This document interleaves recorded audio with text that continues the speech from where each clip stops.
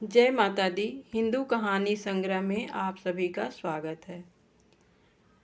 नवरात्रि षष्ठी तिथि कात्यायनी माता का पूजन। आइए जानते हैं। चैत्र नवरात्रि का षष्ठी तिथि का व्रत 7 अप्रैल गुरुवार को रखा जाएगा। नवरात्रि के छठे दिन माँ दुर्गा की छठी शक्ति देवी कात्यायनी की पूजा करने का विधान है। इनकी आराधना करने से समस्त पाप नष्ट हो जाते हैं और जातक का रोग, शोक, संताप व भय से मुक्ति प्राप्त होती है।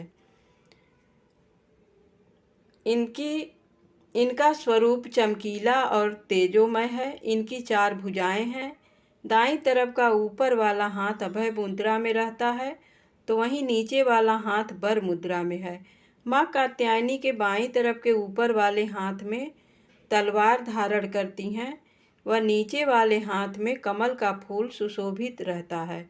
इनकी आराधना के दिन साधक का मन आज्ञा चक्र में अवस्थित रहता है।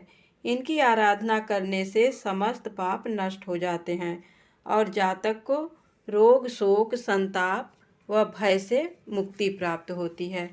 धार्मिक मान्यता के अनुसार जो देवी कात्यायनी का पूजन मनन करता है उसे परम पद की प्राप्ति होती है।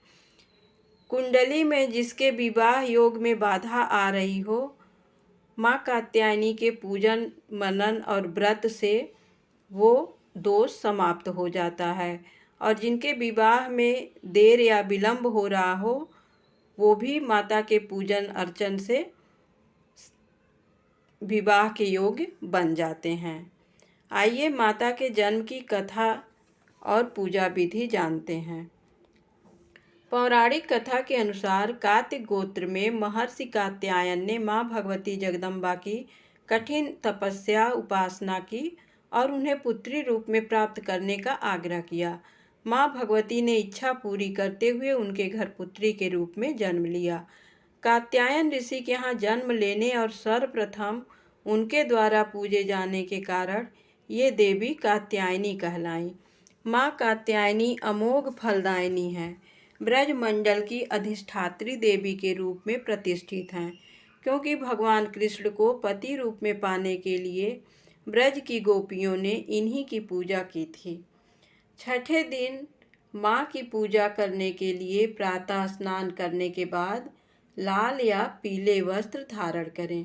गंगा जल से पूजा स्थल को शुद्ध कर लें। अब प्रथम गणपति भगवान और समस्त देवी देवताओं और माँ कात्यायनी का आवाहन करें। हाथ में फूल लेकर माँ को प्रणाम करें। इसके बाद फल, फूल, मेवा, शहद अर्पित करें। कच्ची हल्दी भी माँ को अर्पित करें और सिंदूर भी अर्पण करें।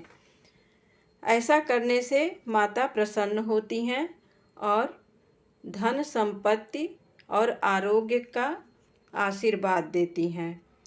पूजा करते समय माँ कात्यायनी के मंत्र का जाप भी करना चाहिए।